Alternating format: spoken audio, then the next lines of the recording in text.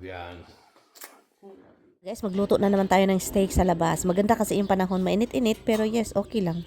Basta ay makakain lang ako ng steak. Bagay ba guys, mag-dress-dress in the Marian?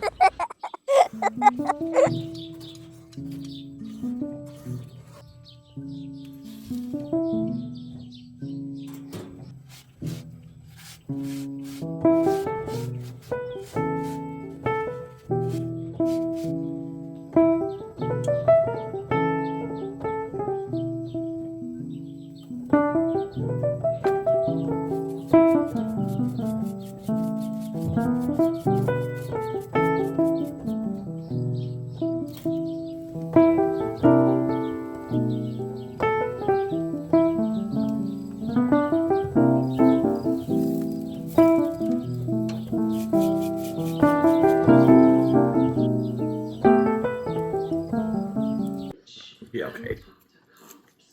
Well, that's the best time for me to get there. Before you eat everything. Use your videos all the time. Your cell phone. I don't get it. So, bago ko to makalimutan guys, i-transfer na natin ito. Ito yung cucumber. Kailangan ko na siyang i-transfer kasi parang hindi ko talaga feel mag-transfer guys ilang araw na. So ngayon, dahil nakadress tayo, transfer na, gamitin natin itong damit. Sabi pa ni Tami, that dress is not for gardening. O, diba? Hindi daw yun pang gardening. Nasasad ako ng slight guys kasi nagsidling ng cucumber at saka zucchini. Sabay po sila guys. Pero nagtataka ako kung bakit yung zucchini hindi pa nakatunga, hindi pa tumutubo. Wala pa akong nakitang sumisibol. Iwan ko na lang si Batman. But anyway, dito ko siya i-transfer. And yun, itanim ko lang siya tubigin kasi mainit guys at sana hindi ito mamatay. So, nagtubig ako ng ating garden. Nagtubig ako guys dahil kailangan kong tubigan. Lalo na yung ating at kailangan ko din lagyan ng fertilizer para lalo na yung ating ampalaya. Pagkatapos kong nagtubig guys at mga ilang oras pagkatapos kong nag-lunch kasi kailangan natin kumain, naglinis na rin ako sa porch. Wala sanang plano kasi meron pang mga boxes para sa yung ating gazebo. So nakikita po ninyo guys, konti-konti lang talaga yung aking mga pananim ngayon. No? Every year parang nawawalan ako ng gana. Ang excited lang ako is yung ampalaya at saka yung sitaw. Yun lang talaga yun at saka kamatis. Doon sa pinakalas, doon ako excited. Pero nakikita nyo, every year hindi masyado akong nagtatanim dito. Kasi unlike yung mga unang taon kung nag-garden guys, grabe, punong-puno dito guys. At saka yung pangalawang taon hanggang pangatlong taon hanggang ngayon wala na akong gana. Doon na talaga ako sa ampalaya, sitaw at saka cucumber at yung kangkong. That's it. Wala nang iba. Kamatis, yun lang. So ngayon guys, maglinis na tayo dito sa ating porch kasi kailangan niya siyang linisin. At sabi pa ni Tami, bawal daw basain yung box. So kaya yun, dahan-dahan ako dito guys.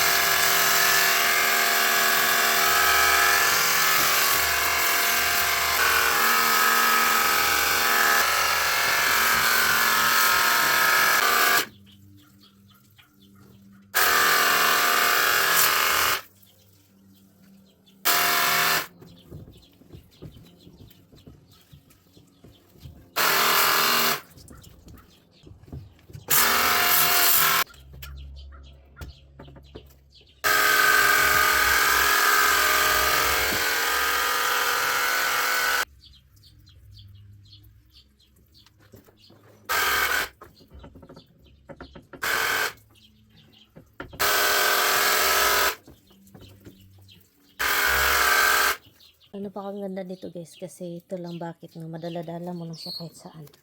So linisin ko lang dito na side para ma-arrange ko itong table at ito na din yung next natin i-wash.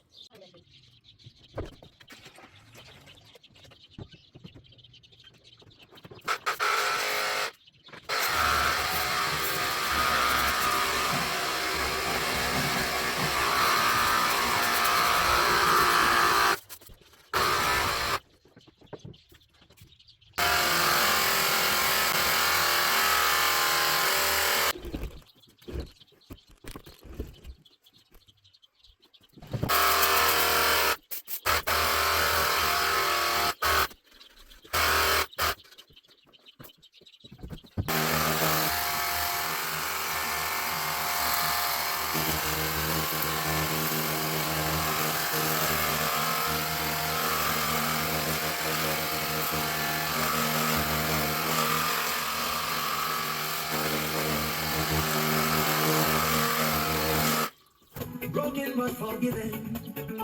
And restore creatively.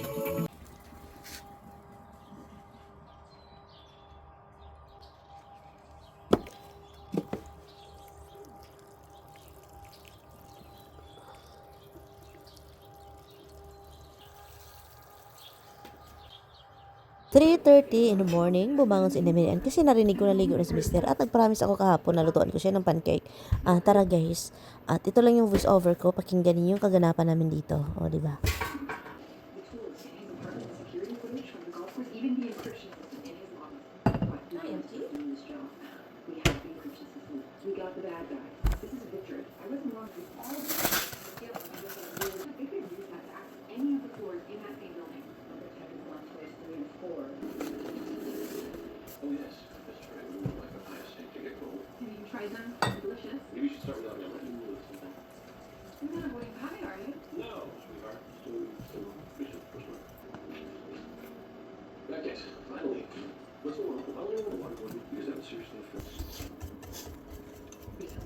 Every time na babangon ako ng sobrang aga guys, grabe ang sakit-sakit ng mata ko. So ganyan yung mukha ni Indemirian.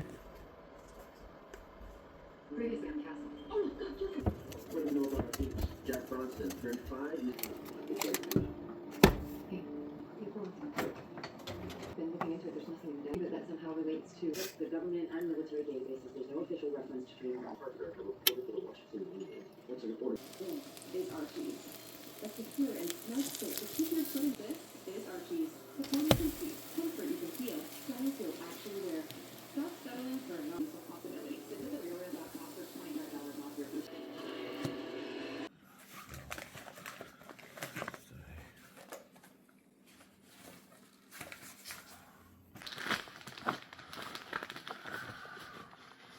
You carry a lot of stuff that you don't use. I do use this problem. What?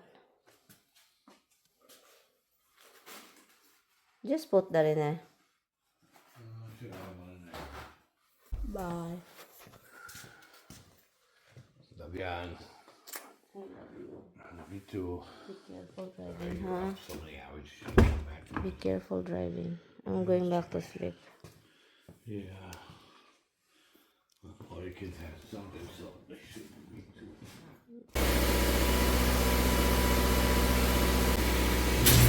Bye. Love you. I'll talk to you later. Huh? Shh. Be careful.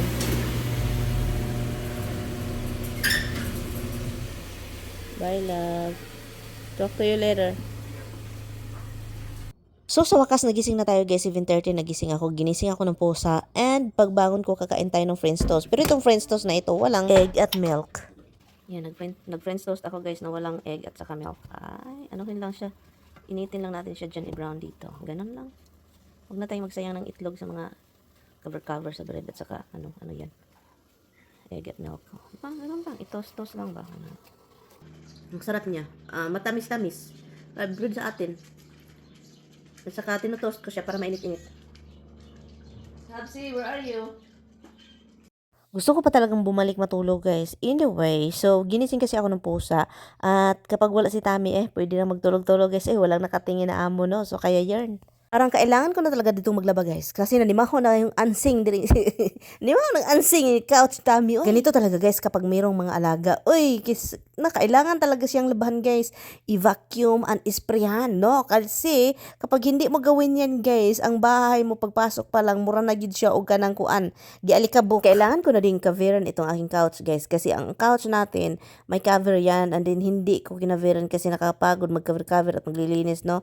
Ako na lang dire-diretso laba-laba. So this time, linis tayo, i-vacuum guys para makuha yung mga dust or ano man yung mga ingot-ingot dyan na pumasok sa couch, no? And then and of course, pagkatapos mo mag-spray guys, kailangan mo maghintay, no? But anyway guys, so kailangan ko talaga itong gawin habang wala si Mr. dito. Kasi kung meron siya dito guys, mahirapan ako maglinis guys. Manunood siya ng TV, unya maingay yung vacuum, and then andyan siya nakahiga.